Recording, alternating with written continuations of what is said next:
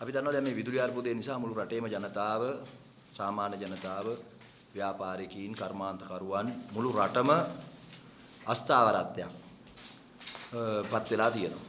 සාමාන්‍ය ජනතාවට ගත්තොත් දිනදා ජීවිතේ කටයුතු කරගෙන යන්න අමාරුයි. ඒ වගේම කර්මාන්තකරුවන්ට කොයි වෙලේ විදුලිය කපනවද කියලා ස්ථාවරත්වයක් නැති නිසා කර්මාන්ත පවත්වාගෙන යන්න බෑ. රටේ ව්‍යාපාර බිඳ වැටලා තියෙනවා. මේක මුළු මහත් රටේම ආර්ථිකයට ඊටාම තදබල පහරක් වඩපත් වෙලා තියෙනවා. ලංකාවට සංචාරකින් පැමිණීමේදීත්, ව්‍යාපාරිකින් පැමිණීමේදීත්, ආයෝජකයෝ පැමිණීමේදීත් මේක බලපාන අපි දකිනවා මේ විදුලි අර්බුදයේ ආර්ථික ප්‍රතිලාභය අයහපත රටට එන්නේ අද නෙමෙයි තව අවුරුද්දකින් ඇතුළත මේ ඇතිවෙච්ච තත්ත්වය ආර්ථිකම වශයෙන් කොච්චර අලාභයක් වෙලා තියෙනවද රටට ආර්ථිකයට කියලා එනවා. හැබැයි ආණ්ඩුව අරගන්න මේ ක්‍රියාමාර්ග පිළිබඳව සාමාන්‍ය ජනතාවට ලොකු වැටහීමක් නැහැ. මොකද හේතුව සාමාන්‍ය ජනතාවට ආණ්ඩුව පෙන්වලා තියෙන චිත්‍රය තමයි විදුලි බල ඇමතිවරයා රවි කරුණානායක සහ හිටපු ඇමතිවරුත් පෙන්වන චිත්‍රය තමයි විදුලි බල මණ්ඩලයේ බලධාරීන් පෙන්වන්නේ මේ ජලහිගයක් වෙන නිසා වැස්ස නැති නිසා විදුලිය කපනවා කියන සරල තර්කය. වැස්ස අඩු වෙනකොට කාලගුණයේ තත්ත්වය අනුව විදුලිය කපනවා කියන එක. සාමාන්‍ය ජනතාවත් හිතනවා මේක ඇත්ත වගේ. දැන් උෂ්ණෙත් වැඩි, රස්නෙත් වැඩි, වතුරත් නැහැ, වැස්සත් නැහැ. ඒ නිසා ජල විදුලි බලාගාර ආශ්‍රිතව වතුර මට්ටම අඩු වෙලා තියෙනවා. ඒක නිසා තමයි මේ විදුලිය කපන්නේ කියන්නේ. මේක ඇත්ත නෙමෙයි. මේක ඇත්ත නෙමෙයි කියලා ඉතාම පැහැදිලිව වගකීමෙන් අපි කියන්නේ. මේ වෙනකොට මහජන උපයෝගිතා කොමිසම විදුලි බල මණ්ඩලයට එරෙහිව අධිකරණයට ගිහිලා තියෙනවා. 9 වෙනිදාට අධිකරණයට විදුලි බල මණ්ඩලය කැඳවලා තියෙනවා. වැස්ස අඩු නිසා ජල විදුලි බලාගාර ආශ්‍රිතව ජලය අඩු නිසා විදුලි කැපීම සිද්ධ වෙනවා නම් අධිකරණයට කැඳවන්න අවශ්‍ය වෙන්නේ නැහැ විදුලි බල මණ්ඩලය.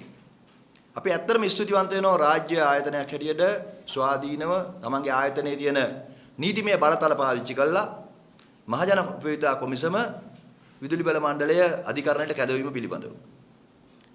ඒකට හේතුව දැන් විදුලි බල මණ්ඩලය සහ මහජන උපයෝගිතා කොමිසම අතර තියෙන සම්බන්ධය මොකක්ද?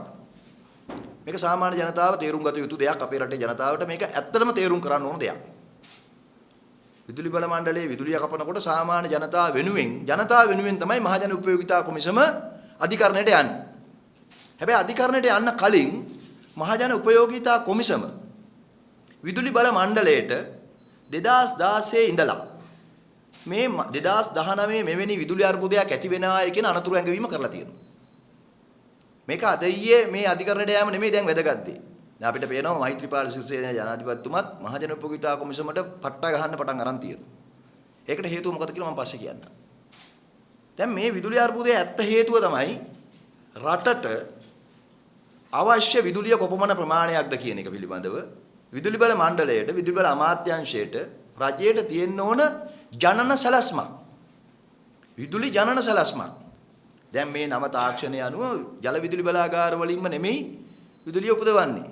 ඒක එක කාරණයක්. හැබැයි ජල විදුලි බලාගාර ආශ්‍රිතව ජලයෙන් විදුලිය උපදවන්න ප්‍රමාණවත් නැත්නම් විදුලි බලය සැපයීමේ අනිවාර්ය කළ යුතු නිසා දැන් ජල විදුලි බලාගාර හිඳිලා ගියොත් අපි කවුරුත් ඒ නැවත වැස්ස වහිනකම් කරුවලෙම ඉන්නේ රටේ නිෂ්පාදනය ආර්ථිකය මුලින්ම නවත්තගෙන. ඒකට අවශ්‍යයි රටට ජනන සැලැස්ම. මෙන්න මේ ජනන සැලැස්ම අවුරුදු 30ක විතර සැලැස්ම. දැන් ආසන්න වශයෙන් ගත්තොත් එimhe 2018 2037 ජනන සැලැස්ම තියෙනවා. මේක 2015 දී ජනන සැලැස්ම 2015 ඉඳලා 2030 වෙන තුරු වගේ. 2018ට ගියාම අපි තව ඉස්සරහට යනවා මේක. එහෙමයි ජනන සැලැස්ම හදන්නේ. දැන් උදාහරණයකට ගත්තොත් එimhe මේ ජනන සැලැස්ම මේක තියෙනවා. මම මේ ලිපි ලේඛන ඔක්කොම ඉදිරිපත් කරන්නම්. 2018 ඉඳලා 2037 දක්වා ජනන සැලැස්මක් තියෙනවා. ඒ ජනන සැලැස්මට අනුව තමයි විදුලි බලය අවශ්‍යතාවය විදුලි බල මණ්ඩලය විසින් සපයන්න ඕන. විදුලි බල මණ්ඩලයට හිතෙච්ච වෙලාවට හදිස්සි මිලදී ගැනීම කියලා පෞද්ගලික බලාගාර වලින් විදුලිය ගන්න බෑ. අයිතිකාරයෙන් විදුලිය ගන්න බෑ. මේ ජනන සැලැස්මට අනුව විදුලිය ඉදිරිපත් කරන්න ඕන කදින විදුලි බල මණ්ඩලය. නමුත් දැන් ඒක එහෙම වෙලා නැහැ. ඒ විතරක් නෙමෙයි. ඇත්තටම මේ විදුලි හිගේට අවශ්‍ය විදුලි මෙගාවොට් ප්‍රමාණය කොච්චරද? මේ විදුලි හිගය පුරවන්න අවශ්‍ය මෙගාවොට් ප්‍රමාණය ආසන්න වශයෙන් මෙගාවොට් 250. ඒතර විදුලි බල මණ්ඩලයේ ජනන සැලැස්ම තුල තියෙන්න ඕන මේ 250 කොහොමද ගන්නෙ? දැන් විදුලි බල මණ්ඩලය ජනන සැලැස්මෙන් නෙමෙයි 250 ගන්න හදන්නේ. විදුලි බල මණ්ඩලය ගන්න වෙනම සූදුවක් තියෙනවා. ඒක තමයි ඒස් ඇඹිලිපිටිය කියලා බලාගාරයක් තියෙනවා පෞද්ගලික හිමිකරුවෙක් යටතේ. ඊට ඒස් මාතර බලාගාරය තියෙනවා. ඒස් ඇඹිලිපිටියෙන් ආසන්න වශයෙන් මෙගාවොට් 100යි. ඒස් මාතරින් මෙගාවොට් 20යි. ඊට පස්සේ ඒ වගේම තියෙනවා ඇග්‍රිකෝ කියන ආයතනය. ඒක මෙගාවොට් 60යි. ඒෂියා පවර් කියන එක මෙගාවොට් 50යි. මේ ටික එකතු කරාම 235යි. ඊට අමතරව පෞද්ගලික බලාගාර අයිති අයකින් ඉන්න ඩීසල් බලාගාර ඉතුරු ගාන ගන්නවා. මේක තමයි විදුලි බල මණ්ඩලයේ ජනන සැලැස්ම. ඒගොල්ලොන්ට කොමිෂන් හම් වෙන, ඒගොල්ලොන්ගේ ගජමිතුරුකම් තියෙන, දේශපාලන බලයක් තියෙන අය. දැන් මේගොල්ලොන්ගෙන් තමයි මේ බලාගාර වලින් ගන්නෙ. ඒස් ඇඹිලිපිටිය කියන්නේ හැරි ජයවර්ධන මහත්තයාගේ. එයාගේ බලාගාරයක්. ඒතර මේ ඒස් ඇඹිලිපිටිය බලාගාරය සාමාන්‍ය කියන්නේ විදුලි භාෂාවෙන් කිව්වොත් එහෙම දැන් කැපැසිටි එක සම්පූර්ණයෙන් ඒ ධාරිතාවේ ගිවිසුම අත්සන් කරපු ප්‍රමාණයට අරගෙන එක්ස්පයර් වෙලා තියෙන්නේ. කල් පනලා තියෙන්නේ. ඒ කියන්නේ මේ මූලික ප්‍රාග්ධනීය විදුලි බල මණ්ඩලයෙන් යොදලා ඒ බලාගාරයෙන් මෙන්න මෙච්චර කාලයකට ගන්නවා කියන එක 2015 දී ගිවිසුම අවසන් වුණා. හැබැයි 2015 දී ගිවිසුම අවසන් වුණාට පස්සේ විදුලි බල මණ්ඩලය කරන්න ඕන දේ තමයි ඒ බලාගාරයේ අයිති අයට කතා කරලා රජයේ තක්සේරුකරුගේ තක්සේරුවට අනුව මේක මිලදී ගන්න ඕන විදුලි බල මණ්ඩලයට. මොකද දැන් වෙන භාණ්ඩයක් හදන කඩයක් දාගත්තොත් එහෙම ඒක ඕන කෙනෙකුට විකුණන්න පුළුවන් ඒකේ කෑම. වෙන භාණ්ඩ නිෂ්පාදනය කරන්න පුළුවන්. හැබැයි පෞද්ගලික බලාගාරයක් හදපු කෙනෙකුට විදුලි බලය Tamanට ඕන විදියට බෙදා හරින්න බෑ. දැන් මම බලාගාරයක් හැදුවොත් එහෙම මගේ විදුලි බලාගාරයේ ජනනය කරන විදුලිය මට බෑ මිනිසු 100කට 200කට බෙදා දෙන්න. මම කරන්න ඕනේ මේ බලාගාරයේ ජනනය කරන විදුලිය විදුලි බල මණ්ඩලයට විකුණන්න ඕන. ඒතර විදුලි බල මණ්ඩලය ගත්තොත් විතරයි බලාගාරයක් හදන කෙනාට බලාගාරේ ප්‍රතිඵලයක් තියෙන්නේ. ඒතර මේ බලාගාර හදන හැමෝගෙම බලාගාර වලින් විදුලි බල මණ්ඩලය ගන්නෙ නැහැ. ඒ ජනන සැලැස්මට අනුව ගිවිසුම් අත්සන් කරලා ටෙන්ඩර් කැඳවලා ක්‍රියාවලියක් තියෙනවා. ඒ පෞද්ගලික විදුලි බලාගාරයෙන් විදුලිය වෙලදී ගත්තත් විදුලි බල මණ්ඩලය කරන්න ඕන මොකද්ද? ජනන සැලැස්මට අනුව දිගුකාලීන ජනන සැලැස්මට අනුවයි විදුලිය ගන්න ඕන. දැන් 2016 දී කියන්නේ මහජන උපයෝගිතා කොමිසම මොකක්ද? 2019 වෙනකොට විදුලි බල මණ්ඩලයට මේ විදුලි අර්බුදය එනවා. මේ අද ඇති වෙලා තියෙන එක එනවා කියලා මෙන්න මේ power supply situation 2022 කියන මේ තියෙන chart එකම මේකෙන් මහජන උපයෝගිතා කොමිසම 2016 මාර්තු 31 විදුලි බල මණ්ඩලයට දැනුම් දෙනවා. මේ දැනුම් දීමේ ලිපිය තියෙනවා. මේ දැනුම් දෙන්නේ විදුලි බල අමාත්‍යාංශයට. මහජන උපයෝගිතා කොමිසමේ ඩිරෙක්ටර් ජෙනරාල් වරයා 2016 මාර්තු 31 BMS බටකොඩ විදුලි බල අමාත්‍යාංශයේ ලේකම්ට දැනුම් දෙනවා. මොකද්ද කියන්නේ? මේ සැලැස්ම ඉදිරිපත් කළ කියනවා as shown in diagram above there could be a capacity shortage situation in 2019. 2019 දී මේ හිගයක් නිර්මාණය වෙනවා. ඒක කියලා උන් නිගමන ටිකක් දෙනවා.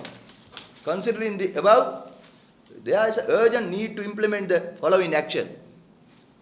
හදිසි අවශ්‍යතාවයක් කියන්නේ කවද්ද? 2016.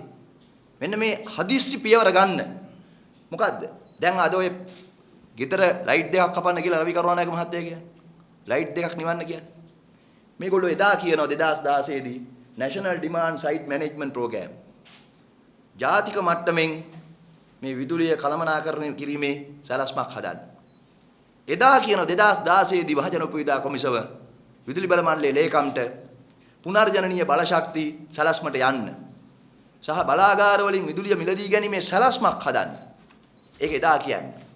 මේ සැලැස්මට අනුව වුන් කටයුතු කළා නම් විදුලි බල මණ්ඩලයේ 2016 දී තීරණය කරන්න ඕන 19 ගන්න කාගෙන්ද? 19 ටෙන්ඩර් කඳවන්න ඕන 16. හැබැයි 2016 ඉඳලා මේ අවුරුදු 2015 ඉඳලා මේ අවුරුදු 4ෙම ටෙන්ඩර් ක්‍රියාවලියක් ගිහිලා නැහැ. විදිමත්. දැන් 2019 ජනවාරි කෙළවර පිටියෙන් LNG බලාගාරයේ විදුලිය මිලදී ගන්න 2016 ටෙන්ඩර් කඳවන්න තිබුණා. හැබැයි ඒ ක්‍රියාවලිය ගියේ නැහැ. දැන් 2019 ජනවාරි මේ විදුලි ජනන සැලැස්ම අනුව කෙරවල පිටියෙන් විදුලිය මිලදී ගන්න තියෙනවා. ගාල්ල ඩීසල් බලාගාරයේ මෙගාවොට් 100ක් විදුලි බල මණ්ඩලයේ විදුලි බල මේ ජනන සලස්ම අනුව මධ්‍යම පද්ධතියට ගන්න තියෙනවා. මන්නාරමේ 2019 ජූලි වල මෙගාවොට් 100ක් සුළං බලාගාරයෙන් ගන්න තියෙනවා. ඒ වගේම කාන්තාවන්ට ග්‍රාමීය කාන්තා ආධාර වැඩ පිළිවෙලක් යටතේ ආසියානු සංවර්ධන බැංකුවේ ආධාර වලින් සෝලාර් පවර් මෙගාවොට් 60ක් ගන්න ග්‍රාමීය කාන්තාවන්ට දීලා හදන්න වැඩසටහනක් තියෙනවා. ඒකට ගියේ නැහැ. ඒ වගේම දේශීය ආයෝජකයෝ 650 2016 ඉදිරිපත් වුණා මෙගාවොට් 1 බැගින් සෝලාර් පවර් වලින් මෙගාවොට් 650. හැබැයි මේ අවුරුදු 4ටම එකම කෙනෙකුටවත් දීලා නැහැ. ඇයි ප්‍රමාද කරන්නේ? ඇයි මේ සෝලාර් පවර් ගන්න මෙගාවොට් 2 3 හදන්න පුළුවන් අයගෙන් ගන්න නැත්තේ? දැන් ලංකාවේ සෝලාර් පවර් නිෂ්පාදකයින්ගේ සංගමයක්ම තියෙනවා. දැන් මේ රස්නේ වැඩි නම් ඉරව්වෙන් සෝලාර් පවර් හදන්න පුළුවන් ඕනම තැනක. මේ අපේ කාර්යාලයේ තොහලේ අපි සෝලාර් පවර් වලින් තමයි අපේ කාර්යාලවල විදුලිය ගන්නෙ. ඉතින් ඒ වගේ මුළු රටේම ඒ ක්‍රියාවලියට මිනිස්සු කැමතියි.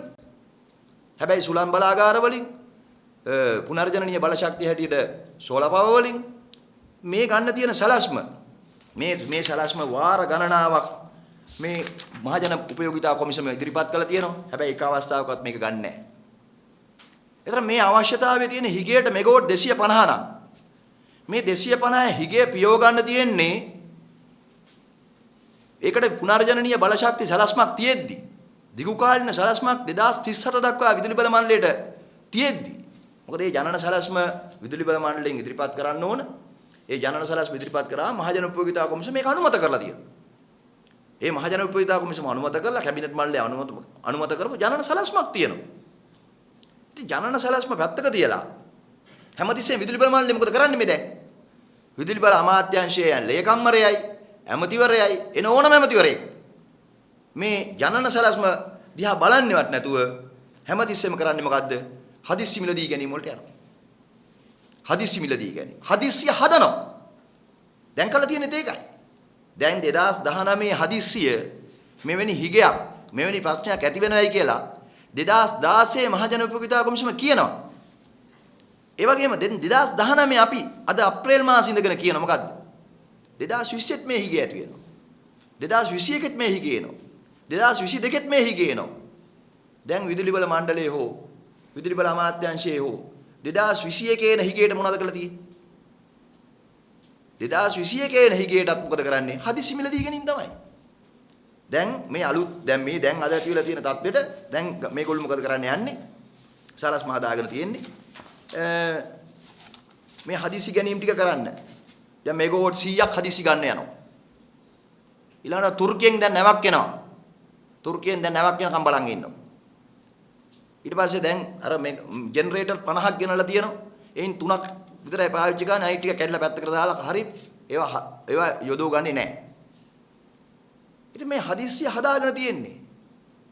ඒ හදිස්සිය හදාගෙන තියෙන්නේ අර ලයිෆ් ටයිම් එක ඉවර වෙච්ච ඒස් ඇඹිලිපිටිය බලාගාරේ, ඒෂියා පව බලාගාරේ, ඒස් මාතර බලාගාරේ ඒවයින් තමයි.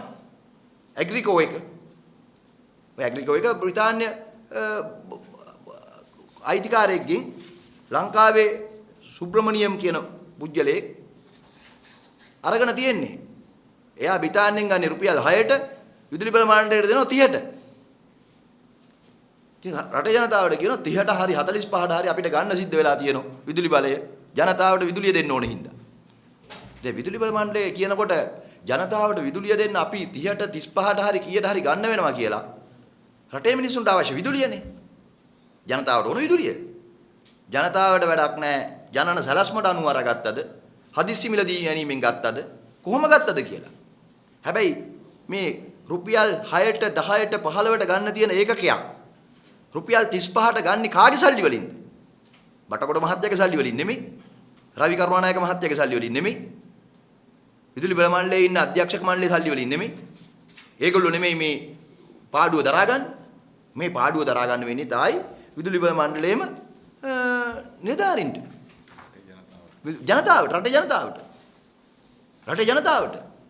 රටේ ජනතාව බදු ගෙවන්නේ. ජනතාවයි අවසානයේ මේ පාඩුව දරන්නේ. විදුලි බල මණ්ඩලයේ නිලධාරීන් දරන්නේ නැහැ මේ පාඩුව. මේක තමයි ඇත්ත ඉතිහාසය. අද දැන් ගිය අවුරුද්දේ ඔබතුමාලට බලන්න පුළුවන් මුදල් අමාත්‍යාංශ වාර්තා විදුලි බල මණ්ඩලයට භාණ්ඩාගාර කොච්චර ණය දීලා තියෙනවද? රාජ්‍ය බැංකු කොච්චර ණය දීලා තියෙනවද? රාජ්‍ය බැංකු වල තියෙන සල්ලි ජනතාවගේ සල්ලි, භාණ්ඩාගාරේ තියෙන සල්ලි ජනතාවගේ සල්ලි. අපි කියන්නේ ඒකයි මේ ප්‍රශ්නේ. මම මේ ක්‍රියාවලිය දිනමකවානු එක්ක කියන්නම්. දිනමකවානුත් එක්ක කියන්නම් ඔබට. 2016 මාර්තු 31 මහජන උපවිද්‍යා කොමිසම දැනුම් දුන්නා විදුලි බල අමාත්‍යාංශයට 2019 මේ අවධානය එනවා කියලා. කළමනාකරණ සැලැස්මකට යන්න කියලා. හැබැයි මුකුත් කරේ නැහැ. ඊට පස්සේ ආර්ථික කළමනාකරණ කමිටුවට දැනුම් දුන්නා මහජන උපවිද්‍යා කොමිසම 2016 නොවැම්බර් 18 වෙනිදා. මේ වෙනි අර්බුදයක් ඉදිරියේ එනවා. මේ ගැන ගන්න පියවර ගන්න කියලා. එදා 2017 මේ මහජන උපයෝගිතා කොමිසමේ බලපෑම නිසා විදුලි බල අමාත්‍යාංශ ලේකම් බටකොඩ මහත්තයාමත් 2017 6 වෙනි මාසේ 15 වෙනිදා විදුලි බල මණ්ඩලයේ සභාපතිවරයාට දැනුම් දෙනවා. ඒ ලිපියත් අපි ළඟ තියෙනවා. දැනුම් දෙනවා මේ ක්‍රියාමාර්ගයට යන්න කියලා. මේ තියෙන්නේ. මේ 2017 6 වෙනි මාසේ 15 වෙනිදා සභාපතිවරයාට එදා මහ අමාත්‍යාංශ ලේකම්වරයා වුණා.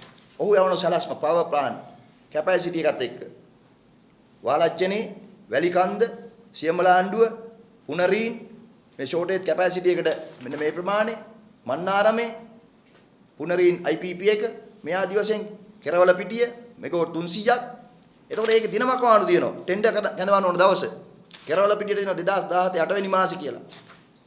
කොමිෂන් පටන් ගන්න ඕන කාලේ දිනන 2019 මේ පටන් ගන්න මේක පියවර පටන් ගන්න කාලේ. හැබැයි කරේ නැහැ.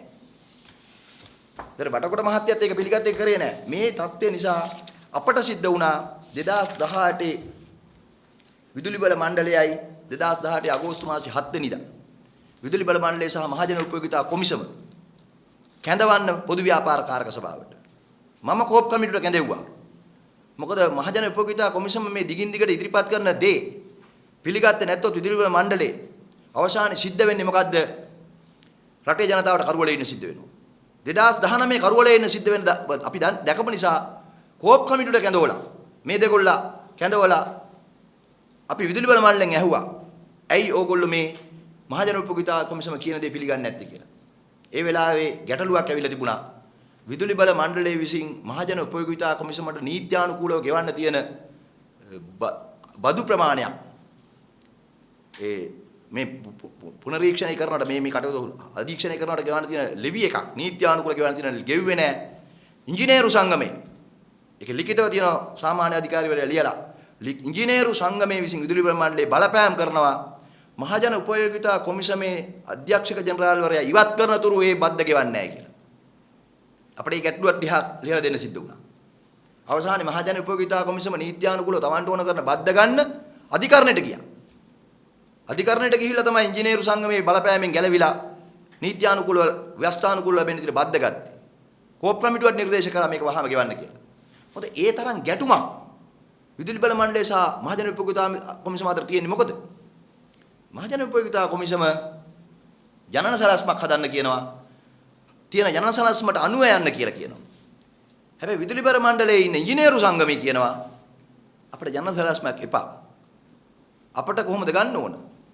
හදිස්සියට ගන්න ඕන. හදිස්සි මිලදී ගැනීමට ගන්න ඕන. හේතුව මොකද? මේ පෞද්ගලික බලාගාර හිමිකරුවොත් එක්ක වැඩ කරන ඉංජිනේරු සංඝ. මම ඒකට සරල උදාහරණයක් ඔබතුමාලට පෙන්නන්නම්. දැන් මහජන උපයෝගිතා කොමිසමට තමයි ජනතාව පැමිණිලි කරන්නේ විදුලිය කප්පාදු කිරීම සිද්ධ වුණා. මේ හදිස්සියක විදුලිය කැපුවාම ෆැක්ටරිය වැඩ කරගන්න බැරි වුණාම පැමිණිලි කරන්නේ මහජන උපයෝගිතා කොමිසමට. මේ විදුලිය නොලැබීම පිළිබඳව මහජන උපයෝගිතා කොමිසම 2018 5 වෙනි මාසේ 11 වෙනිදා අවිස්සාවේල විදුලි ඉංජිනේරුවරයාට යවනවා ලිපියක්. WA ගුණසේකර මහතා විසින් අපේත පැමිණිල්ලක් ඉදිරිපත් කළා තියෙනවා මේ විදුලිය කැප්පාදු කිරීම පිළිබඳව කියලා විදුලිය නොලැබීම පිළිබඳව කියලා. මේ පැමිණිල්ලට මහජන උපයෝගිතා කොමිසම විදුලි ඉංජිනේරුවරයාට මේ පැමිණිල්ල ඇරියම විදුලි ඉංජිනේරුවරයා මහජන උපයෝගිතා කොමිසමේ සභාපති අධ්‍යක්ෂ ජනරාල්ට මැයි 16 වෙනිදා උත්තරයක් කියනවා. ඒ උත්තරේ මොකද කියන්නේ? ඉලෙක්ට්‍රිසිටි බෝඩ් ඉංජිනේර් යූනියන් එකේ සමාජිකයෙක් නිසා මම කවුද? විදුලි ඉංජිනේරුවරයා. Ceylon Electricity Board Engineers Union, where I am a member, has declared a trade union against Utility Commission. ඒක දෙන්න උත්තරේ. ජනතාවගේ පැත්තෙන් ඉදිරිපත් කරන දේ උත්තරේ ඒකද? මම මේකට එකඟ නැහැ. මම මේකට ඔබට පිළිතුරු බඳින්නේ නැහැ. දැන් මහජන උපයෝගිතා කොමිසමට වග කියන්නේ නැහැ විදුලි ඉංජිනේරු සංගමේ මෙම්බර් කෙනෙක් හින්දා සමාජිකයෙක් හින්දා අවිස්සාවේල විදුලි ඉංජිනේරුවරයා. මෙන්න දැන් උත්තරේ. මේක ලිඛිත වෙනවා. ඉතින් ඒ ගැටුමට හේතුව මොකද? ඒ ගැටුමට හේතුව මහජන උපයෝගිතා කොමිසමට අවශ්‍යයි ජනතාවට සාධාරණ මිලකට විදුලිය ලබා දීම තහවුරු කරන්න විදුලි ජනන සැලැස්මක් තුල. හැබැයි විදුලි ඉංජිනේරු සංගමයට සහ විදුලි බල මණ්ඩලයේ බලධාරීන්ට අමාත්‍යාංශ ලේකම්වරුන්ට අවශ්‍යයි හදිස්සි මිලදී ගැනීම කරලා මේ ජාවාරම කරගෙන යන්න. ඇත්ත කතන්දරේ ඒක. නැතුව ඒක නිසා අපිට කියන්න ඕනකම තියෙන මේ රටේ ජනතාවට මේ විදුලිය ජනතාවට මේ කපන්නේ වතුර නැති හින්දා නෙමෙයි. වැස්ස නැති හින්දා නෙමෙයි. ජනන සැලැස්මට අනුව විදුලි බල මණ්ඩලය විදුලිය සම්පාදනය කරගන්නේ නැති නිසා. විදුලි සපයා ගන්නේ නැති නිසා.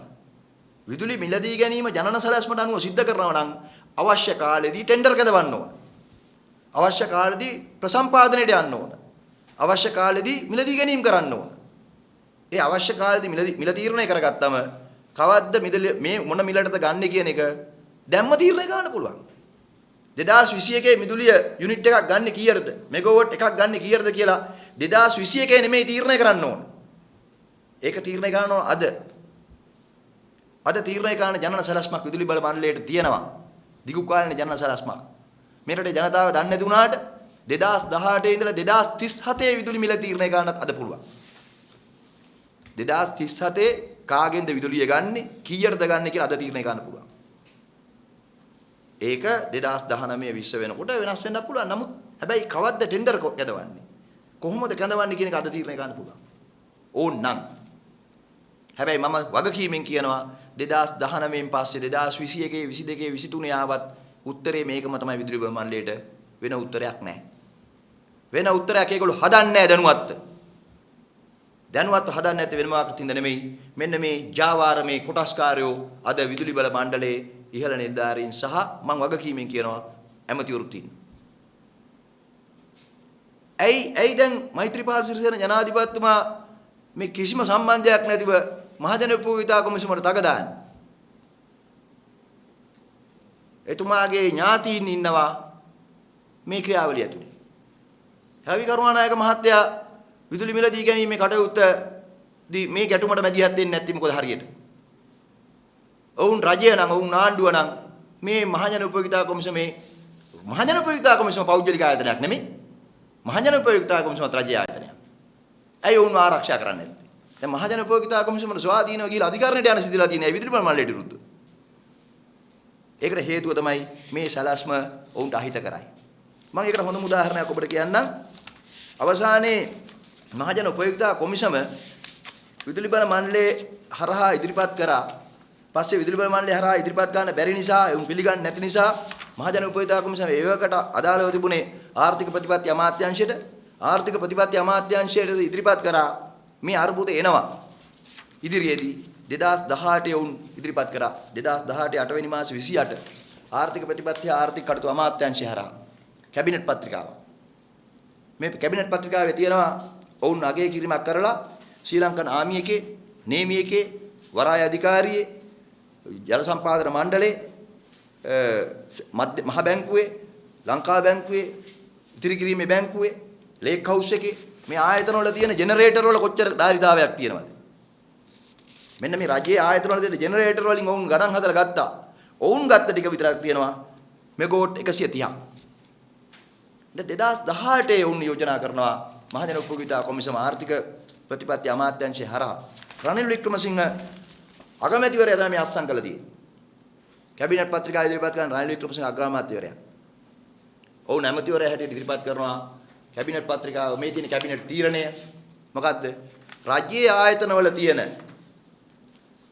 රජයේ ආයතන සතු විදුලි උත්පාදන යන්ත්‍රවල අමතර ධාරිතා ඵලදායී ලෙස පරිහරණය කිරීම කියලා. මේ සෙන්ට්‍රල් යුනිට් එකට මධ්‍යම ඒකකයට විදුලි බල මණ්ඩලයට මේ රජයේ ආයතනවල තියෙන මෙගාවොට් 130ක්. දැන් අද හිගිය පියවන්න අවශ්‍ය වෙන්නේ 250යි. මේ 130 ගන්න කියලා. ගත්තද?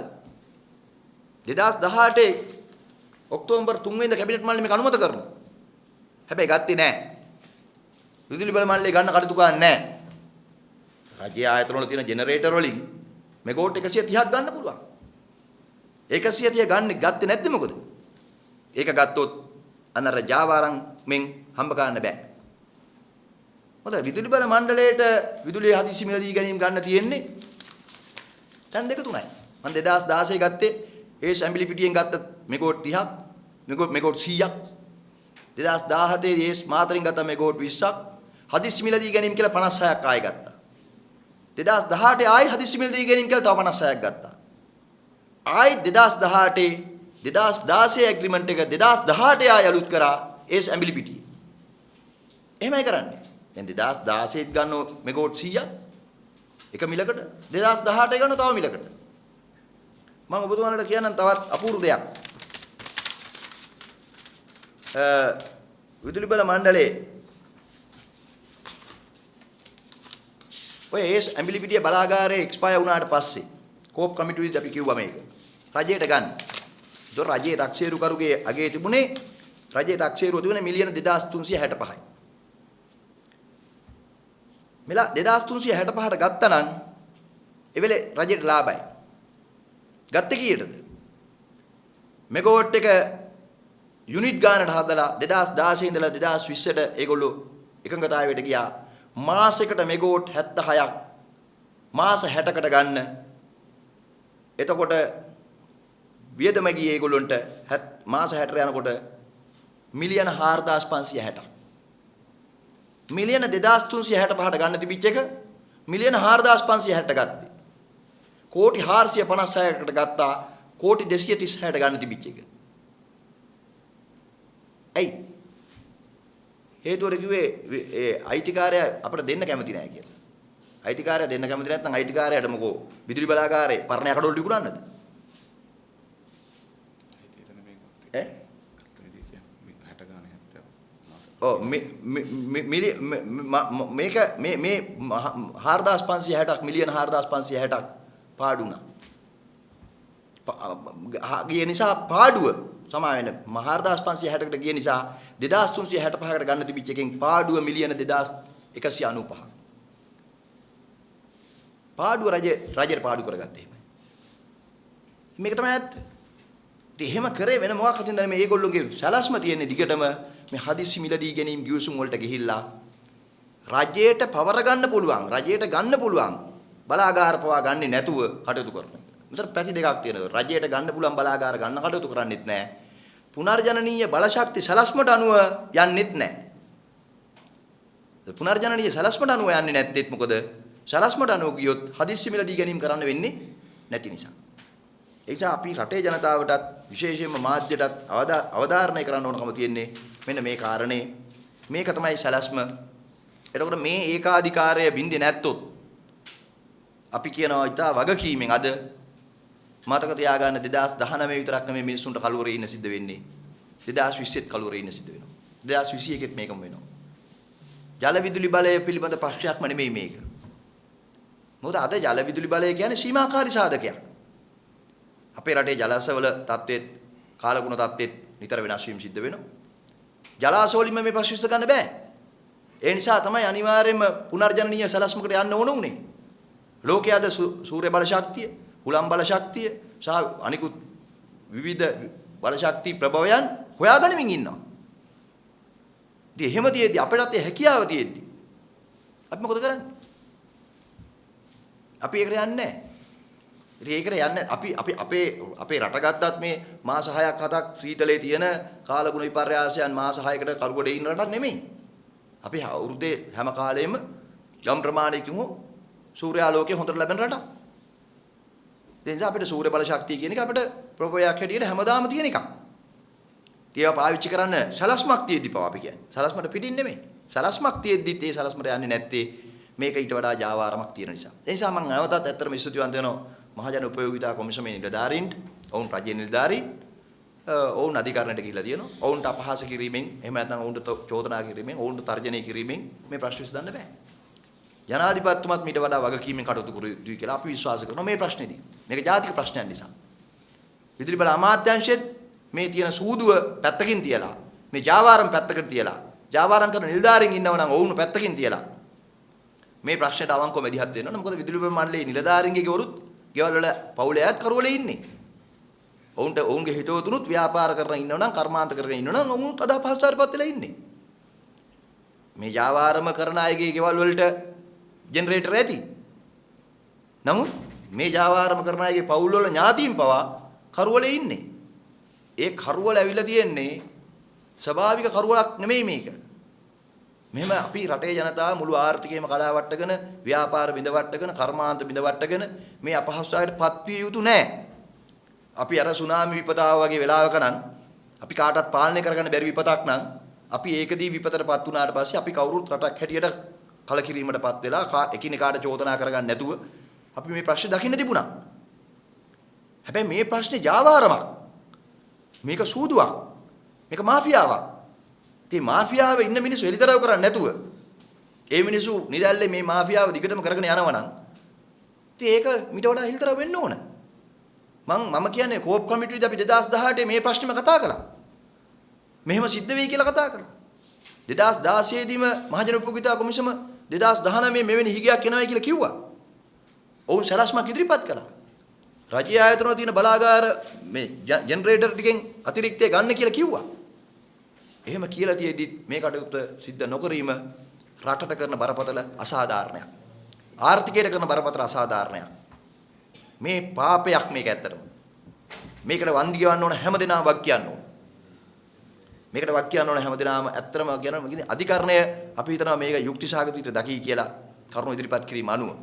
හැබැයි අධිකරණ තීරණයකින් නෙමෙයි මේ ප්‍රශ්නේ විසඳෙන්න ඕන ප්‍රතිපත්තිමය තීරණයකින්. ප්‍රතිපත්තිමය තීරණයක් ගන්න ඕන රජය. තවදුරටත් මේ මාෆියාවට ඉඩ දෙනවද නැත්නම් මේ දිගු කාලින ජනන සලස්පට අනුව විදුලි බිල දී ගැනීමේ ක්‍රියාවලියට යනවද කියලා. මට අයවැය ගැන කියන්න තියෙන එක දෙයයි අපේ රටේ අයවැය ක්‍රියාවලියෙන් බොරුවක්. ලංකාවේ වාර්ෂික පාර්ලිමේන්තු බොරුව තමයි අයවැය කියන්නේ. මොකද ලෝකයේ අද දියුණු රටවල් වල අයවැය රහස් කියලා දෙයක් නැහැ. අපි ජාත්‍යන්තරව රටවල් වල පාර්ලිමේන්තු ක්‍රියාවලියේ සිද්ධ වෙන අයවැය සිද්ධ වෙන රටවල් වල වැඩමුළු වලට සම්බන්ධ වෙලා තියෙනවා. ඒ වැඩමුළු වලදී සමහර රටවල සවුත් අප්‍රිකාවේ නිලධාරීන් පාර්ලිමේන්තු මන්ත්‍රීවරු නවසීලන්තෙන් එන පාර්ලිමේන්තු මන්ත්‍රීවරු අපේ රටේ මුදල් ඇමතිවරයා අයවැය රහස් කියලා එකක් හදාගෙන එනවා. අයවැය රහස් ඉදිරිපත් කරනවා. රහස් ඉදිරිපත් කරනත් පැය එකමාරක් විතර ගන්නවා. අයවැය ඇස්තමේන්තු කියලා කිලෝ 50ක් විතර බර පොට් ටිකක් පාර්ලිමේන්තුවට ගේනවා කිව්වන් පස්සේ hina වෙනවා. වෙන රටවල් වල മന്ത്രിවරු අපිත් එක්ක hina වෙනවා. මොකද අද හුඟක් රටවල් වල අයවැය රහස් නැහැ. අයවැය ඔෆිස් එකක් තියෙනවා. ජාතික බජට් ඔෆිස් එකක් තියෙනවා. ඒතර අයවැය හදන්නේ විපක්ෂයේ සහ ආණ්ඩු පක්ෂයේ දෙගොල්ලන්ගේම മന്ത്രിවරුන්ගෙන් එකතු වෙච්ච කණ්ඩායමකින්, කමිටුවකින්. ආණ්ඩුව ඉදිරිපත් කරන අයවැය ඇස්තමේන්තු. විපක්ෂය කියන ඕක වැඩි කියලා. ඊට පස්සේ බජට් ඔෆිස් එක, අයවැය ඔෆිස් එක, අයවැය කාර්යාලයෙන් කියනවා ඔය ඇස්තමේන්තුව අපිට පිළිගන්න බෑ. රටේ සල්ලි මෙච්චරයි තියෙන්නේ කියලා. රටේ තියෙන සල්ලි වලට තමයි අයවැය හදන්න ඕන. හීන වලට අයවැය හදන්න බෑ. අයවැය යථාර්ථවාදී වෙන්න ඕන. රටට ගැලපෙන්න ඕන. දැන් අපේ රටේ එහෙම නැහැ. අයවැය රහස් කියලා එකක් හදාගෙන ඉනවා. මාසයක් දැන් අපි පාර්ලිමේන්තුවේ අයවැය රහස් කතා කළා. දැන් මොනවද කතා කළේ? දැන් ඇත්තටම මේ මාසේ අයවැය පාර්ලිමේන්තුවේ තිබිච්ච එකනුත් රටට පාඩුයි. ඇයි පාර්ලිමේන්තුව නඩත්තු ගන්න ගියපුවේද? පාර්ලිමේන්තුව മന്ത്രിවරුන්ට කන්න දෙන්න කන්න බිව්වට කන්න එන්නෙත් නැහැ. එහෙනම් අයවැය කාර්ක සභාවස්වල පරදිනවා. ඇයි පාර්ලිමේන්තුවට 225කට කන්න හැදුවට පාර්ලිමේන්තුව අවංකවම ඒක නිසා අයවැය විහිළුවක් සහ බොරුවක්. ඉතින් ඒකට අත උස්සන්න අපට බෑ පක්ෂවල. අපි മന്ത്രിවරු 6 දෙනා තමයි පාර්ලිමේන්තුවේ ඉන්නේ. ආයේ විවාදෙදී ඊටාම තර්කානුකූලව රටේ ආර්ථිකයේ තියෙන තත්ත්වය මේ එක එක අමාත්‍යාංශ වල මට්ටම තත්ත්වය අපි ඉල්දරව් කරා. රටේ ජනතාවටයි අපි කිව්වේ. පාර්ලිමේන්තුවේ ආණ්ඩු පක්ෂයට කියන දෙයක් අහන්න අය නෙමෙයි කියලා වැඩකුත් නැහැ. මාසයක් අපි රටේ ජනතාවට අපි 6 දෙනාට පුළුවන් මට්ටමින් අයවැය විවාදයට සම්බන්ධ වුණා. අපි මේ අයවැයට සම්පූර්ණ විරුද්ධයි. මේක රටේ ආර්ථිකය හදන අයවැයක්වත් ජනතාවගේ අවශ්‍යතාවයන් ඉෂ්ට කරන අයවැයක්වත් සලස්මක් ඇති අයවැයක්වත් නෙමෙයි. මේ අවුරුදු 40ක් ගෙන ආපු විවෘත ආර්ථික ප්‍රතිපත්තිය එහෙමම ගෙනියන අවුරුදු 71ක් මේ රට ණය කරපු තත්වයේ දිගටම ණය කරන තවත් එක අවස්ථාවක් විතරයි. විශේෂයෙන් මම ඔබට ණය තත්ත්වය ගැන විතරක් කියන්නම්. අදට මේ මාර්තු 31ට ලංකාවේ ණයබර මුළු ණයබර ට්‍රිලියන 12ක්. බිලියන 11999ක්. කෝටි වලින් කෝටි 11,99,900ක්. 2018 මාර්තු 31ට මේ ප්‍රමාණය තිබුණේ කෝටි 9,58,800යි. බිලියන 9,588යි. ට්‍රිලියන 9යි. ට්‍රිලියන 9 ට්‍රිලියන 12ට මේ අවුරුද්ද ඇතුළත වැඩි කරා. කෝටි 2,41,100ක් අවුරුද්දක් ඇතුළත රටක් ණය කරන්න පුළුවන් නම් ආණ්ඩුවකට. අපි අහන්නේ ආණ්ඩුව තියාගන්න ඕන. මේක තමයි මේ රට කල් තියෙන විනාශය. රටේ ජාතික ආදායමට වඩා අවුරුද්දක් ඇතුළත ණය කරනවා. ජාතික ආදායමට වඩා දෙගුණයක් වියදම් කරන්න ඕන. ජාතික ආදායම තරම් ප්‍රමාණයක් ණය ගෙවන්න ඕන. සරලව කිව්වොත් එහෙම. ඉතින් ණය ගෙවන්න විතරක් ණය ගන්න වෙනෝ රටේ ආදායම තරම ප්‍රමාණයක්. රටේ ආදායම තරම ප්‍රමාණයක් ලබන අවුරුද්දෙත් ණය ගෙවන්න ණය ගන්න වෙනව නම් ඒ වගේ දෙගුණයක් වියදම් කරන්නේ කොහෙන්ද? පඩි ගෙවන්නේ කොහොමද? ඊට අද භාණ්ඩාගාරයේ ඒකාබද්ධ පුතල රින.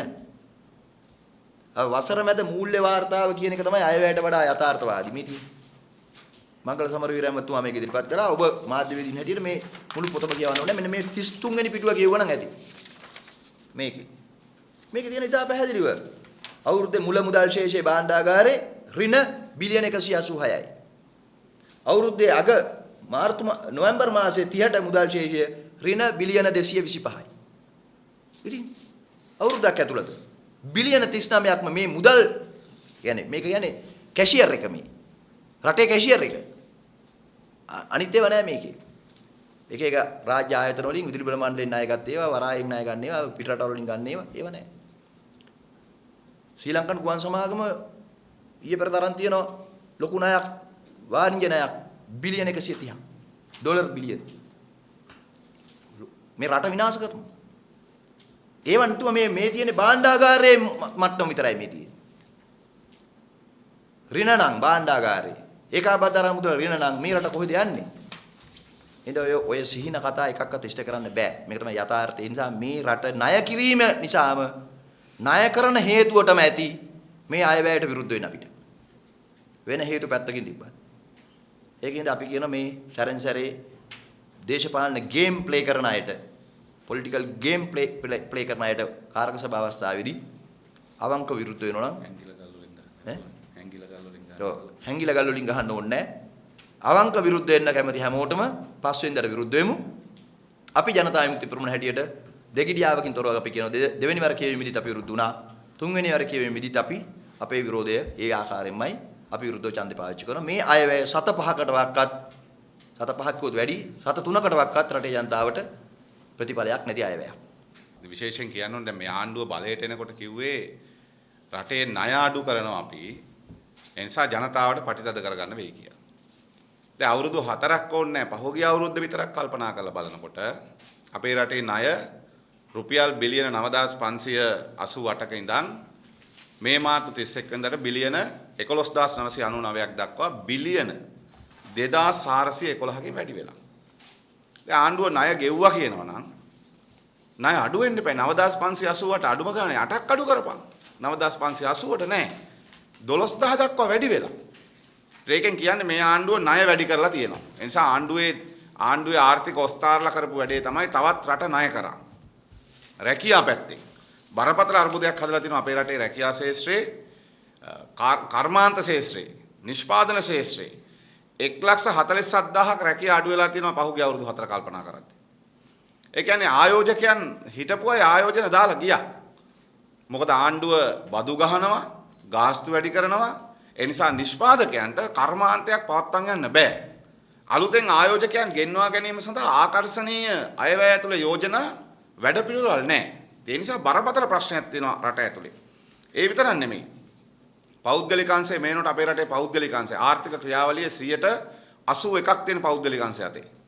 19%යි ජාතික අපේ රටේ ජාතික නිෂ්පාදනයේ 19%යි රජයේ දායකත්වය 81ක් පෞද්ගලිකාංශය. එතකොට මේ පෞද්ගලිකාංශය ආයෝජන නවත්තලා තියෙන්නේ. ආයෝජන කරන්නේ නැහැ. ආයෝජන කරාට ප්‍රතිඵල ගන්න බෑ. ඒ නිසා තමයි රටේ ආර්ථිකය එක තැනක හිර වෙලා තියෙන්නේ. ඒ නිසා ආර්ථිකය එක තැනක හිර වෙච්ච එක එළියට ගන්න නම් කෘෂිකර්මාන්තයේ පැත්තෙන් අපි මොනවද කරන්න ඕනේ? ඒ සඳහා ජාතික සැලැස්ම. කර්මාන්ත ශේෂ්ත්‍ර පැත්තෙන් මොකද්ද කරන්න ඕනේ? ඒ සඳහා ජාතික සැලැස්ම. ඒ සඳහා වෙච්ච යෝජනා මේ අයවැල් ඇතුලේ නැහැ. හැබැයි අඩුමතරමේ ආණ්ඩුව කල්පනා කරන්න තිබුණා මේ පහුගිය අවුරුද්ද ඇතුලේ අපේ රටේ රුපියල අවප්‍රමාණය වෙච්ච එකට සාපේක්ෂව ඩොලරය වේගෙන් ඉහළ ගියා. ඒ නිසා ආයෝජන දිගු කාලීන ආයෝජන වගේම කෙටි කාලීනව ඩොලර් උපයන්න පුළුවන් ක්‍රියාමාර්ග තියෙනවා. අපිට සංචාරක ශේෂ්ත්‍රය ඒ වගේම තොරතුරු සාකච්ඡා ශේෂ්ත්‍රය තමයි කෙටි කාලීනව ඩොලර් හොයන්න පුළුවන් යෝජනා තියෙන්නේ. හැබැයි මේ අයවැය ඇතුලේ එහෙම යෝජනා නැහැ. එහෙම දැක්මක් නැහැ. එහෙම වැඩපිළිවෙලක් නැහැ. ඒ වෙනුවට රටේ මිනිස්සු ණයකාරෝ කරන්න ඔක්කොටම ණය දෙන්නම් කියලා කියන සල්ලි තියෙන තැනක් නැහැ. භාණ්ඩාගාර හිස්නම් බැංකු ටිකේ සල්ලි ටික ආණ්ඩුවට ගන්නවා නම් ණය ගන්න කොහෙන්ද මිනිස්සු? එනිසා මේ ආර්ථිකයේ ක්‍රියාවලිය ආර්ථික හැසිරීම ඇතුලේ ආණ්ඩුවේ සැලැස්ම සම්පූර්ණම අසාර්ථක වෙච්ච එකක් බවට පත් වෙලා තියෙනවා. ඒ නිසා මේ අසාර්ථක වෙච්ච සැලැස්ම ඇතුලේ ආණ්ඩුවට මේ 2019 අයවැය ඇතුලේ අපිට පෙන්වන්නේ මොකද්ද? තමන්ගේ අසාර්ථකත්වය. ඒ නිසා මේ අසාර්ථක අයවැය පරාජය කරන්න පුළුවන් කියන කාරණේ පහුගිය අයවැය දෙවනි වර කිවීමේ ඡන්ද විමසීමේදී අපි දැක්කා. ඒ මොකද ආණ්ඩුවට 119ක් හම්බුණා. 119න් 14ක් දෙමළ ජාතික සන්ධානයේ ඡන්ද. 76ක් විරුද්ධව ඡන්දෙ දුන්නා. ඊට අමතරව මෛත්‍රීපාල සිරිසේන මහත්තයාගේ 29 දෙනා නිකන් හිටියා. මෛත්‍රීපාල සිරිසේන මහත්තයාගේ 29 දෙනයි 76 දෙනයි දුන්නා නම් 105යි. තරාදිය දෙපැත්ත බැලන්ස් වෙලා තියෙන්නේ. 105 දෙපැත්තේ තියෙනවා. ඒතකොට TN එකට පවා අයවැයට පක්ෂ වෙනවද නැද්ද කියන කාරණේ පිළිබඳ හිතන්න වෙනවා. එහෙම නැත්නම් ඉතිහාසයේ පළවෙනි වතාවට කතානායක කෙනෙක් ඡන්දෙ දීලා ආණ්ඩුවක් හදාගත්ත වෙනවා. අන්න මෛත්‍රීපාල සිරිසේන මහත්තයාට කුමන්ත්‍රණ කරන්න ඕනේ නැහැ පාර්ලිමේන්තුව විසිරවන්න. මුදල් පනතක් වැරදුනහම පාර්ලිමේන්තුව විසිරවන්න පුළුවන්. ව්‍යවස්ථා විරෝධීව පාර්ලිමේන්තුව විසිරෙව්වා. 2018 නොවැම්බර් මාසේ 9 වෙනිදා. ඒ නිසා අන්න මුදල් පනත පරාජය කරන්න අවස්ථාව තියෙනවා. මොකද මේක පරාජය කළා කියලා රටට කිසිදු හානියක් වෙන්නේ නැහැ. මේ අයවැය පරාජය කරා කියලා රටට කිසිදු බලපෑමක් වෙන්නේ නැහැ. ඒ නිසා මේ පස්වෙනිදා ඡන්ද විමසීම ඇතුලේ ජනතා විතර හැටියට අපි තීරණය කරලා තියෙන පක්ෂය මේ විරුද්ධව ඡන්ද දෙන අනිකුත් සියලු දේශපාලන පක්ෂවලට අපි ඉල්ලනවා මෛත්‍රීපාල සිරිසේන මහත්තයාට කියනවා දේශපාලන ගේම් ගහන්න ආපහු ජාතිකාණ්ඩු සාකච්ඡා ඉස්සරහට අරන් යන්න ඕනේ කියලා එක පැත්තකින් තියන් ඉන්න මේ විශ්වාසය හදන්න එක්සත් ජාතික පක්ෂයත් එක්ක අයවැයට ඡන්ද දෙන්න හදන්න එපා. ඒ නිසා අයවැයට ඡන්ද දීලා ඒ විරෝධත්වය ප්‍රකාශ කරන්න. එක්සත් ජාතික පක්ෂය නැතුව මහින්ද රාජපක්ෂ මහත්තයා අගමැති කරලා ආණ්ඩුවක් හදපු මෛත්‍රීපාල සිරිසේන මහත්තයාට අවස්ථාවක් තියෙනවා තමන්ගේ කට්ටියට ඡන්ද දීලා කියන්න එහෙනම් අලුත් ආණ්ඩුවක් හදන්න මැතිවරණයකට යන්න. පාර්ලිමේන්තුව විසිරවන්න අවස්ථාවක් හදා ගන්න පුළුවන් තියෙනවා. මුදල් පනත පෙරදුනාට පස්සේ මුදල් පනත පෙරදුවොත් එහෙනම් පාර්ලිමේන්තුව විසිරවන්න පුළුවන්කම තියෙනවා. ඒ නිසා මේ ඔක්කොම තියෙද්දි මේ ආණ්ඩුව මේ යන්නේ ආපහු මෛත්‍රීපාල සිරිසේන මහත්තයාගේ ආශිර්වාද එක්ක. ඒ නිසා මෛත්‍රීපාල සිරිසේන මහත්තයාගේ සහයෝගය එක්ක මේක යන්නේ. ඒ නිසා 2018 ඔක්තෝබර් මාසේ මේ ආණ්ඩුව හොඳ නැහැ කියලා බලහත්කාරයෙන් නීති විරෝධී ලෙස ආණ්ඩුවක් හදපු මෛත්‍රීපාල මහත්තයාට ඇයි මේ අයවැයට නිශ්ශබ්ද වෙන්න පුළුවන් වෙන්නේ? ඒ නිසා අපි පක්ෂයක් ලෙස අපි කියන්නේ මේ අයවැය පරාජය කළ යුත්තේ එක පැත්තකින් ආර්ථික ක්‍රියාවලිය පිළිබඳ දැක්මක් නැතුව රට තවදුරටත් වේගයෙන් ණය කරමින් තියෙනවා. අපහුගිය කාලේ කිව්වා ගිය ආණ්ඩුව ගත්ත ණය තමයි අපි ගෙවන්නේ කියලා. හැබැයි ගිය ආණ්ඩුව විතරක් නෙමෙයි මේ ආණ්ඩුවත් ණය අරගෙන ණය කරලා තියෙන්නේ රට. මොකද ගත්ත ණය ගෙවන්න විතරක් නෙමෙයි ණය ගන්නේ. ගත්ත ණය ගෙවන්න ගත්තා නම් බිලියන 1000ක් නම් ණය ගෙවන්න තිබේ. තව බිලියන 1000ක් ගත්තාම සමාන වෙන්න බෑ. මොකද 1000ක් ගෙවුවා 1000ක් ගත්තා. ඒතකොට ආපහු ගනුදෙනුව සමාන වෙනවනේ. දැන් හැබැයි මෙතන බිලියන 2411ක් වැඩි වෙලා තියෙනවා මේ මාර්තු 31 වෙනිදා වෙනකොට. ඒ කියන්නේ ණය වැඩි වෙලා තියෙනවා. ආණ්ඩුවේ ක්‍රියාවලිය ඇතුලේ ණය වැඩි කරලා තියෙනවා. මොකද 2018 අවුරුද්දයි 2019 අවුරුද්දයි සලකුවම පොලි වැඩිවීම බිලියන 43යි. 2018 බිලියන 870යි 2019 බිලියන 913යි. එනිසා බිලියන 43යි පොලිය වැඩි වෙලා තියෙන්නේ. ඒ නිසා පොලි වැඩිවීම ණය වැඩිවීමේ ලොකු හේතුවක් නෙමෙයි. හැබැයි පහුගිය කාලෙම මේ ආණ්ඩුවේ අසාර්ථකත්වය විසින් එක පැත්තකින් නිෂ්පාදන ශේෂ්ත්‍රය බිඳ වැටිලා, කෘෂි කර්මාන්තය බිඳ වැටිලා, කර්මාන්ත බිඳ වැටිලා, නිෂ්පාදනය බිඳ වැටිලා, ආර්ථිකය එක තැනක හිර කරලා තියෙනවා. ඒ හිර කරපු අයවැයේම මේ අයවැය බොරුවක් කියලා හඳුන්වන්නේ සහෝදරයා කිව්වේ ඒකයි. මේ අයවැය තවත් අර වාර්ෂිකව කරන බොරු සංගායනාවක් විතරයි රටට කරන්නේ. මොකද මේ අයවැයේ සත්‍ය තොරතුරු නැහැ. මේ අයවැය ඇතුලේ දාන්න ඕන විස්තර නැහැ. අද අපේ රටේ ඉදිකිරීම් ශේෂ්ත්‍රය කොන්ත්‍රාත්කරුවන් අපිව මුණ ගැහුණා. ඉදිකිරීම් ශේෂ්ත්‍රයට විතරක් ආණ්ඩුව ගෙවන්න තියෙන බිල තියෙනවා බිලියන 200කට වැඩිය. ඒතර ඒ බිලියන 200 මේ අයවැය කොහෙවත් නැහැ. ඒක ගෙවන්න ඕන. ඒතර මේ අයවැය ඇතුලේ වියදම් හංගලා තියෙනවා. සමාජ සුබ සාධනයට ආණ්ඩුව අවශ්‍ය තරම් මුදල් ප්‍රමාණවත් ලෙස වෙන් කරන්නේ නැහැ. සමාජ සුබ සාධනය කියලා පෙන්ෂන් එකක් දාන සමාජ සුබ සාධනය ඇතුළට. රාජ්‍ය සේවකයාට ලැබෙන පෙන්ෂන් එක සමාජ සුබ සාධනයක් නෙමෙයි වැටුපේම තවත් දිගුවක්. ඒ නිසා සමාජ සුබ සාධනය ඇස්සේ පෙන්ෂන් එක හංගලා අපි සමාජ සුබ සාධනයට මෙච්චර මුදලක් වෙන් කරා කියලා කියන්න හදනවා බොරු. ගෙවිය යුතු බිල්පත් මේක ඇතුළේ එකතු කරලා නැහැ. ගෙවන්න ඕන දේවල් බිලියන 200ක් වෙන කොන්ත්‍රාත් කරුවන් පමණක් ගෙවන්න. රජයේ සැපයුම් කරුවන්ගේ තව ඉතා විශාල බිල් ප්‍රමාණයක් තියෙනවා. ඒවා හැර ගත්තට පස්සේ මේ අයවැය ඇතුලේ කරන්නේ බරපතල බොරුවක්. ඒ නිසා බොරුව කරලා ආපහු අප්‍රේල් 5 වෙනිදා රටට කියලා වුණ අපි ආපහු අයවැය සම්මත කරගත්තා කියලා යන්න හදන මේ ආණ්ඩුවේ බොරුව පරාජය කරන්න මේ අයවැයට විරුද්ධව ඡන්දය දෙන්න කියන ඉල්ලීම තමයි අපි පක්ෂයක් ලෙස කරන්නේ. ඒ නිසා ජනතා විමුක්ති ලෙස තීරණය කරලා තියෙනවා අපි මේ අයවැයට විරුද්ධ වෙනවා. අයවැය අපි මේ පහුගිය ආණ්ඩුව ඉදිරිපත් කරපු සියලු අයවැයට විරුද්ධ වුණා. ඒ නිසා අපි කියන්නේ මේ අයවැය පරාජය කරන්න නම් මෛත්‍රීපාල සේන මහත්තයාට මේකට ඡන්දය දෙන්න. ජනතාවට බොරු කිය ඉන්න එපා. ආණ්ඩුවත් එක්ක බෑ කිය ආණ්ඩුවට හොරෙන් සහයෝගය දෙන්න යන්න එපා. ඒ නිසා අර පාරවල් අයිනේ හැංගිලා ඉඳලා ගල් වලින් ගහනවා වගේ වැඩ කර අතරමඟ යන එක බජට් එකේ කෑලි නෙමෙයි මුළු බජට් එක පරද්දන්න 15 වෙනිදාට 5 වෙනිදාට ඡන්දය දෙන්න කියන ඉල්ලීම ජනතාවත් හැටියට අපි කරනවා. ඒ නිසා මේ අයවැය පරාජය කිරීම සඳහා පක්ෂයක් ලෙස ගත්ත තීරණය අපි ඉස්සරහට ක්‍රියාත්මක කරනවා. අයවැයට විරුද්ධව 5 වෙනිදා අපි ඡන්දය දෙනවා. ඡන්දය දුන්නොත් අනිත් විරුද්ධ හැමෝම එක්සත් ජාතික පක්ෂයට මේ ආණ්ඩුව පවත්වාගෙන යන බරපතල ප්‍රශ්නයක් බවට පත් වෙනවා. ඒ නිසා ජනතාවට කිසිදු සහනයක් රට ආර්ථිකමය ලෙස හිර කරලා වට්ටලා ණය වැඩි කරන ආණ්ඩුවේ ක්‍රියාමාර්ග පරාජය කරන්න අයවැයට ඡන්දය දෙන්න කිරීමත් පක්ෂයක් ලෙස අපි කරනවා. විදුලි අර්බුදය පිළිබඳව අද දවසේ අපිට කතා කරන්න උවමනා වුණේ. අපි විශ්වාස කරනවා මේ පිළිබඳව විදුලි අර්බුදය වඩා නිවැරදිව පැහැදිලි කරා මොකද්ද මේකේ අර්බුදය. ඒ නිසා මේක බරපතල විදිහේ අපරාධයක් රටට කරන. ඒ නිසා ඉගෙනගත්ත මිනිස්සු ඉන්නවා කියලා කියන තැන්වල විදුලි බල මණ්ඩලයේ ඉංජිනේරු මහතුරු මේ රටේ නිදහස් අධ්‍යාපන ඉගෙනගත්ත මිනිස්සු අමාත්‍යංශ ලේකම්ලා මේ අය මේ රටේ නිදහස් අධ්‍යාපන ඉගෙනගත්ත මිනිස්සු මේ වංචාව මහ බැංකු බැඳුම් කර වංචාවට වඩා ලොකු එකක්. 2019 බිලියන 104යි පාඩුව 18. 2018 බිලියන 104ක් විදුලි බල මණ්ඩලයේ පාඩුවයි. 2019 පාඩුව මේට වඩා වැඩි වෙන මිස අඩු වෙන්නේ නැහැ. අද විදුලි බල මණ්ඩලයේ විදුලි ඒකකයක් මිලදී ගන්නවා රුපියල් 50ට. ජෙනරේටර් ගෙනල්ලා කැපැසිටි එකට සහ ඉන්ස්ටොලේෂන් චාර්ජ් හැටියට ගෙනල්ලා නවත්තා තියෙන රුපියල් 30ක් ගෙවනවා. පාවිච්චි කරනකොට ඒකකට රුපියල් 20ක් ගෙවනවා. රුපියල් 50ක් ගෙවනවා. මේවා ජාතික අපරාධ. අද මෙච්චර අවුව වැටෙන රටක ලෝකෙ මිනිස්සු සූර්ය විදුලියට හැරිලා තියෙනවා. මුහුදු රළ පාවිච්චි කරලා විදුලි නිෂ්පාදනය කරන රටවල්. ඉතින් මේ අපිට හයිඩ්‍රෝ ඉතා විශාල ජල විදුලි නිෂ්පාදනයක් අපිට තියෙනවා. ඒ නිසා මේවා කළමනාකරණය කරලා රටේ මිනිස්සුට මේ විදුලි කප්පාදුව නවත්තන්න. මේ කරන මේ ජාවාරම වහම නවත්තන්න කියන ඉල්ලීමත් අපි පක්ෂයක් ලෙස කරනවා. අපි මේ පිළිබඳව ඉදිරියේදී මේ මහජන උපයෝගිතා කොමිසම ගෙනියන සටනට අපේ සහයෝගය දෙනවා. ඒ විතරක් නෙමෙයි මේ රටේ මිනිස්සු කරවලේ තියෙන මේ මාෆියාව මේ විදුලි මාෆියාව ජාවාරම පරාජය කරන්නත් පක්ෂයක් ලෙස අපි ගත හැකි උපරිම ක්‍රියාමාර්ග ගන්න මැදිහත් වෙනවා කියන කාරණේ තමයි අපිට අවධාරණය කරන්න උවමනා වුනේ. අයවැය සම්බන්ධව කතා කළාම සමහර අය ප්‍රකාශ තියෙන මහින්ද රාජපක්ෂ මහත්තයාට විරුද්ධ නිසා අපි අයවැයට සහයෝගය දෙන කතාවක් තියෙනවා.